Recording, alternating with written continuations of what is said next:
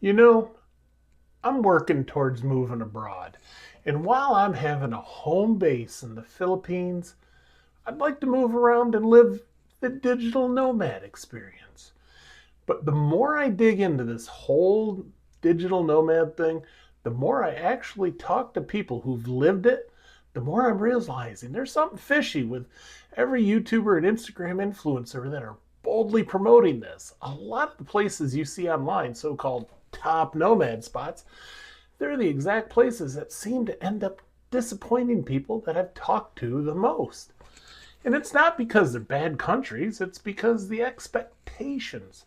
They're so inflated, it's almost impossible for reality to keep up. Now, let me explain what I mean. Take Bali. Everyone makes it look like a spiritual oasis where you just float around on a scooter, drink coconut water, and somehow become a millionaire while sitting on a beach beanbag. But once you start hearing the real stories, you realize it's a completely different world. People talk about spending half of their day stuck behind a line of scooters and vans just trying to get a cafe, and that's if that cafe isn't packed. You'll hear someone say, "Yeah, man, I left an hour ago just to make it across town." They're talking like it's Los Angeles traffic, except no one shows that on YouTube or Instagram. And the internet? Nomads joke about needing a backup plan for your backup plan. Because one minute it's perfect, next minute, drop. Now, if you're trying to run a legit remote business, you don't want your connection depending on the weather or which direction the wind is blowing.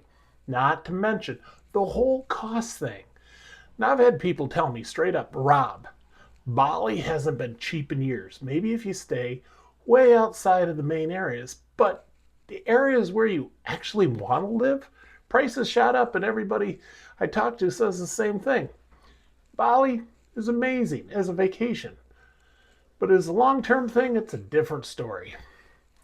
Let's take Chiang Mai.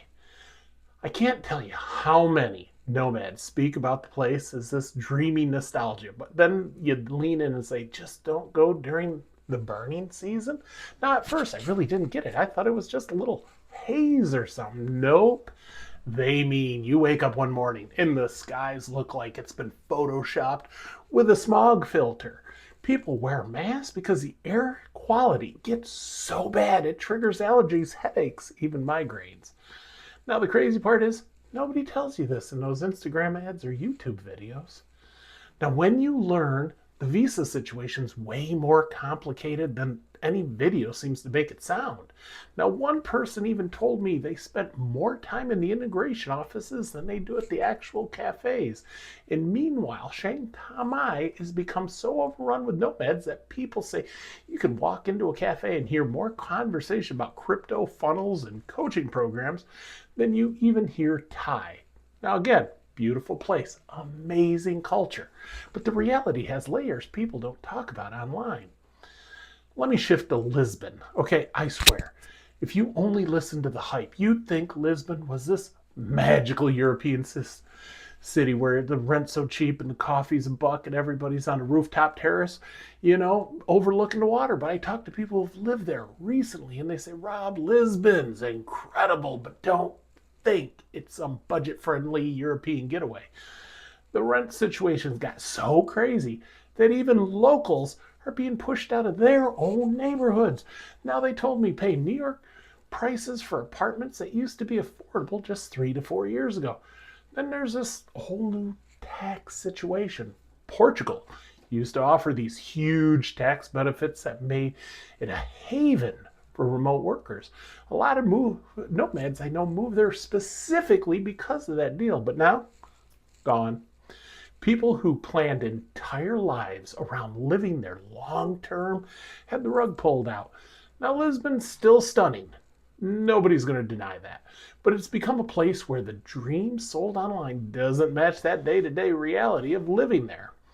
Mexico City, this one I paid really close attention to because the culture, the food, the energy, so many boxes that check off for me personally. But here's the thing, the people who live there longer than a few months, they tell a different story than those travel vloggers. They say things, "I loved it, but I had to be really aware of where I lived or where I walked." Or certain streets feel perfectly safe, and then one block over, completely different vibe. Everyone mentions the cost creep. You talk to someone who's moved there 5 years ago, and they'll tell you that they used to pay half what people are paying now. The infrastructure stuff, water pressure, building age, unpredictable outages. Not everywhere, but common enough for locals. They're not even surprised anymore. And the visa thing, people used to rely on getting 6 months automatically, but now you might get a month. And if you're building a remote business lifestyle, uncertainty is that hits harder than what people might think. Mexico has so much to offer, but it's a city you need to approach with eyes open. And, let alone the cartels. Now, Medellin, now that's one place that has really strong mixed feelings for me. The weather's really perfect. I've been there. The weather is in that Goldilocks range everyone is looking for. The lifestyle's amazing and the city's beautiful. But safety concerns, that part's real. Now, I've heard story after story of people getting robbed, being targeted, or having those scary encounters where you realize you're not invincible. You're just in a trendy expat area. Some people told me they carry 2 phones. One to just hand over, the other to hide. Others said they love Medellin, but they feel comfortable dating because of how common those drugging things through the dating apps. And when you add the rising rents and the complicated visa situation, a lot of nomads end up leaving after a few months. There's always this moment when somebody says, I loved it, but I couldn't relax there. And that matters when you're trying to work, build a business, focus on your life and your goals. So yeah, these 5 places aren't bad. Far from it. But they're not the fantasy version that keeps getting recycled online. And as someone who's planning on doing this, not just talking about it, I want to base my decisions on the truth, on real experiences, on the stuff only people talk about after they've lived there, not during that honeymoon phase. Because at the end of the day, I'm not trying to chase some postcard. I'm trying to build a life that works, one that supports me, my businesses, my health, my goals. And sometimes that means looking past the hype and saying, okay, what's really going on here? Well, anyway, this is what I've learned so far. Now, if you want me to break down the places that are actually underrated, the ones people don't talk about, but they should, I'll do that video next. Now, for those that lasted this long, thank you immensely. I've loved talking about this subject and sharing my experiences and hoping to help others. So please like and subscribe to this channel, and I will see you in the next one. Take care.